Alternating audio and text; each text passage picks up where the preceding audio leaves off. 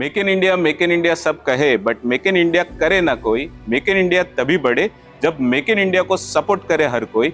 नमस्कार मित्रों, स्वागत है आपका बड़ा बिजनेस छोटा इन्वेस्टमेंट में। तो आज मैं जिनसे मिलवाने जा रहा हूं, उन्होंने ठान लिया है कि वो मेक इन इंडिया को ग्लोबल करके रहेंगे।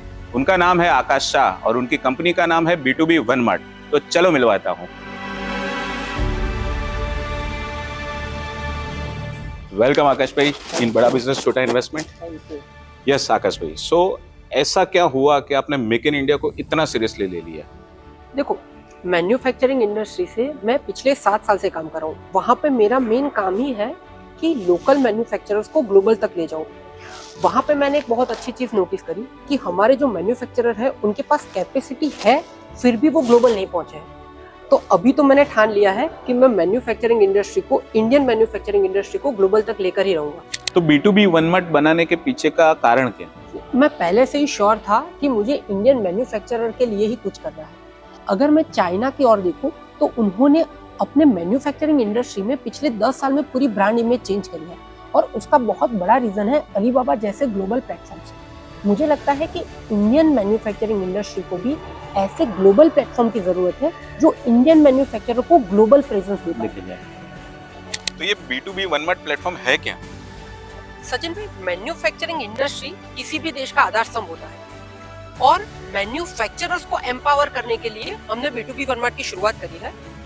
B2B वन मार्ट में हम मैन्युफैक्चरर्स को लिस्ट करते हैं, खास करके इंडियन मैन्युफैक्चरर को लिस्ट करते हैं और हमारे साइड से हम हमारे पोर्टल में जो भी लिस्ट हुए हैं उनका बिजनेस इंक्रीज करने के लिए सपोर्ट करते हैं। तो B2B वन मार्ट एक अकेला प्लेटफॉर्म है मैन्युफैक्चरिंग के लिए या दूसरे प्लेटफॉर्म है, बट ये अलग कैसे है? देखो सचिन भाई, दूसरे इंडियन मैन्युफैक्चरिंग पोर्टल्स है उसमें सबसे बड़ा प्रॉब्लम है कि दो मैन्युफैक्चरर्स आपस में ज्यादा कॉम्पीट करते हैं। हमने B2B वन मार्ट ऐसे डिजाइन किया है जिससे उनको हाई क्वालिटी और हाई MOQ की लीड्स मिल पाए और दो मैन्युफैक्चरर्स आपस में कॉम्पीट नहीं करेंगे। ओके। तो अगर कोई मैन्युफैक्चरिंग यूनिट है जो B2B वन मार्ट पे रजिस्टर होता है तो उसको बेनिफिट क्या मिलेगा? सचिन भाई, आपको पता है चाइना का मैन्युफैक्चरिंग आज इतना ग्लोबल क्यों है? क्योंकि चाइना के जो मैन्युफैक्चरर है उनके पास हाई क्वांटिटी मैन्युफैक्चरिंग होता है जिससे उनकी प्राइसिंग बहुत कम होती है। इसमें कोई रॉकेट साइंस नहीं है। इंडियन मैन्युफैक्चरर भी इतनी कम प्राइस में वर्क कर सकता है, बट कब? जब उनके प्राइस क्वांटिटी ज्यादा हो।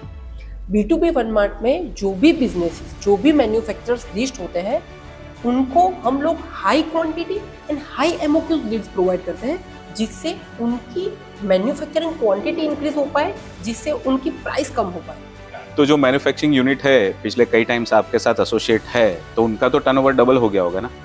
सचिन भाई, बहुत हार्श क्वेश्चन था, but to be honest answer is yes. Genuinely 1 साल के पहले से जो भी मैन्युफैक्चरर्स हमारे साथ जुड़े हुए हैं उनका average turnover 2 to 3x increase हो चुका है through B2B one mart. Super. कोई मैन्युफैक्चरिंग यूनिट है B2B वन मार्ट के साथ एसोसिएट होता है, वो अपना ग्रोथ कितने टाइम में एक्सपेक्ट कर सकता है? देखो, B2B वन मार्ट में सबसे इंपॉर्टेंट चीज है कि वो मैन्युफैक्चरर होना चाहिए। कोई ट्रेडर या फिर होलसेलर को हम B2B वन मार्ट पे लिस्ट नहीं करते हैं। अगर कोई मैन्युफैक्चरर है कोई भी कैटेगरी में तो वो B2B वन मार्ट में अपने आप को लिस्ट कर सकता है। तो डोर हार्डवेयर मैन्युफैक्चरर है, फूड इंडस्ट्री में बहुत सारे मैन्युफैक्चरर हमारे साथ जुड़े हुए हैं। मैन्युफैक्चरर को जो मशीन प्रोवाइड करते हैं वैसे मशीन मैन्युफैक्चरर हमारे साथ है। तो अगर वो मैन्युफैक्चरर है चाहे किसी भी इंडस्ट्री में हो तो वो B2B वन मार्ट उनके लिए है। तो आज़ादी के इतने समय बाद भी इंडियन मैन्युफैक्चरिंग यूनिट्स ग्लोबल क्यों नहीं हो पाए? तो आपकी बात सही है, क्योंकि इंडिया और चाइना दोनों का ग्लोबलाइजेशन की शुरुआत ऑलमोस्ट सेम टाइम पे हुई थी, बट आज चाइना बहुत आगे है।